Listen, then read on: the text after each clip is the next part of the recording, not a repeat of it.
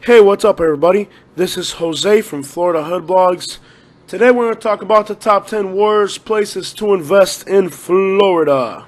Overall, Florida is a overpriced state when it comes to real estate, and some places are much worse than others. Today we're going to talk about the worst places. Now, it's not as bad as California, but considering what jobs pay in Florida, it just doesn't make sense. I am not an investor. I am not a financial advisor. This is just my personal opinion.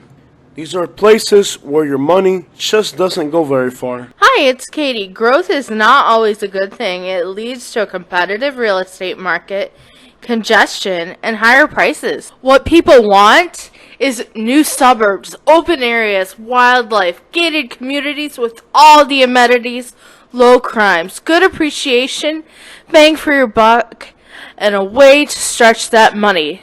Number 10 is Miami Gardens, aka Murder Gardens. It's got high prices, outdated homes, and high crime. So if you're looking to join a gang, this could be the right place for you. But if you're looking to invest in the real estate, the entire area is so overpriced, it doesn't even make sense. And even the rundown houses are super expensive.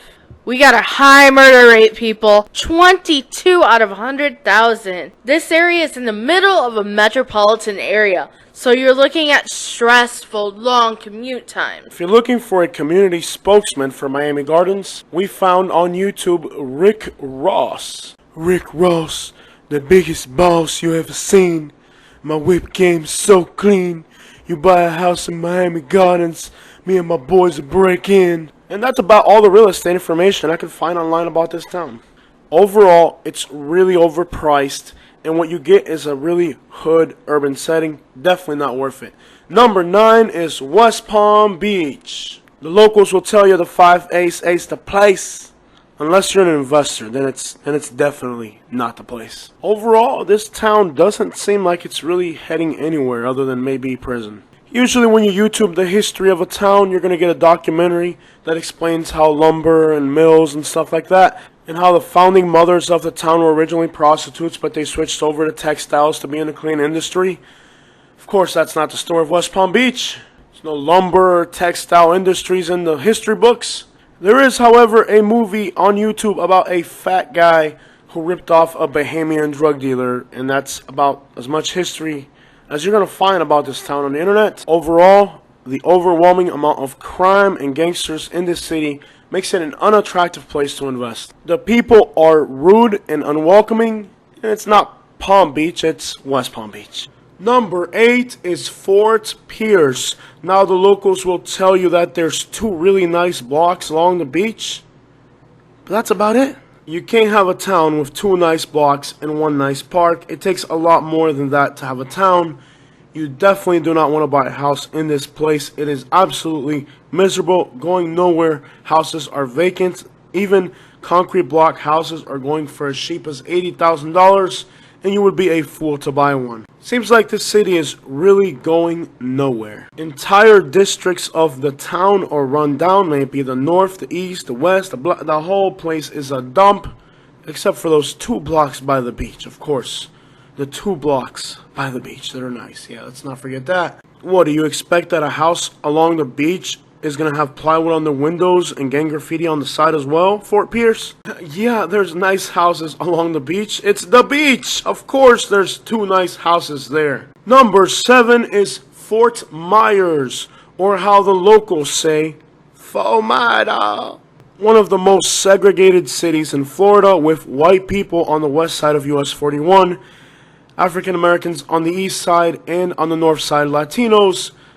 Just the fact it's so segregated makes it a horrible place to live. And then they put the poor white people on the other side of that bridge. That's right, the NOFO. While the metropolitan area in general is one of the fastest growing in the country until recently, the only thing you want to buy within Fort Myers city limits is probably like barbecue or tacos. You will notice that while the entire metropolitan area has become very expensive, within city limits, prices have barely changed over many years. Even newer concrete block houses are likely to sit on the market if they're in one of these bad neighborhoods. Nobody wants to put their money into a neighborhood that's going nowhere in a segregated town. Number 6 is Lakeland.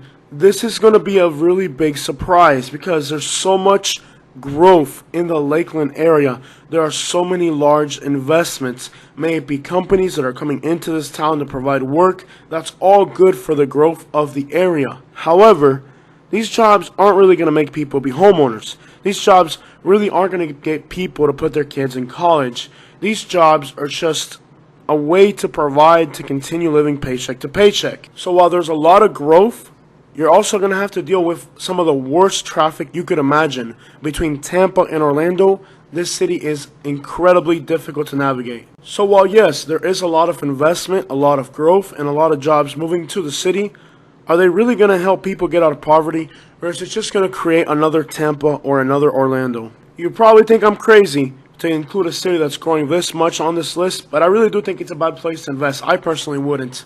Number 5 is Orlando, a city heavily dependent on tourism, clogged with some of the worst traffic in the state. Because of the inland location, it doesn't even have beaches. I personally think it's one of the worst places to invest in Florida. We're talking about the city of Orlando. We're not talking about the suburbs, far out, 50 miles out. The city of Orlando. The city claims to be very diverse, and in fact, what it is, it's just massively segregated. It does have lots of different minority groups, but they're not really integrated into each other. They're just segregated into their own communities. The city claims to be a very diverse and welcoming place. On the outside, it claims to be that. However, when you look at a diversity map, it is one of the most segregated places in Florida, with some people having great advantages and others being left in absolute poverty. You know, for a city, a place to be better, you have to start with the poor people. It starts at the bottom. It doesn't start at the top. That's why a lot of these places, even though they grow fast, they have incredible real estate prices, they have so many social issues because they abandon the people at the bottom. Orlando is a mix of extreme poverty with wealth. It's just a horrible place to invest and a crappy place to live in general. I don't see any future appreciation here. Number 4 is Homestead. Forget about appreciation. This place is already so overpriced. It's incredible to believe prices could go any higher. We toured new houses in Homestead starting at $470,000, and they come with a built-in efficiency. It's really a fraud towards the banks that finance these homes, since the layouts appear to just have 2 kitchens or, a second mother-in-law place, but really it's laid out to be an efficiency which violates the contract. In other words, the developers and the buyers are defrauding the banks that are making the loans. Nobody in their right mind is going to pay $500,000 for a house in one of the cities with the highest crime rates in the state that doesn't even have beaches or anything to offer.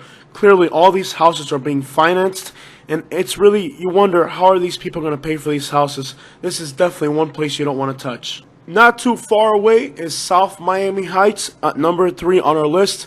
Another place where the houses are old, they're in bad condition, and they are extremely overpriced. There is visually nothing in the horizon to distract your view from the menacing urban setting, may it be roads, houses, highways, bridges, or businesses. There's no parks, there's nothing, there's not a piece of water you can stare at. There is nothing you can stare at in this town that will make your mood uplift. Housing in urban areas is nothing more than a box near a job, and that is exactly what South Miami Heights is. I really don't understand how people can pay these real estate prices for these properties. With outdated houses, extremely overpriced real estate, I personally would not invest money into this particular community. You might notice a trend here on this list that most of these areas that I recommend you don't invest in are near Southeast Florida. It's really overpriced. And when it comes to being overpriced, number 2 is Hialeah.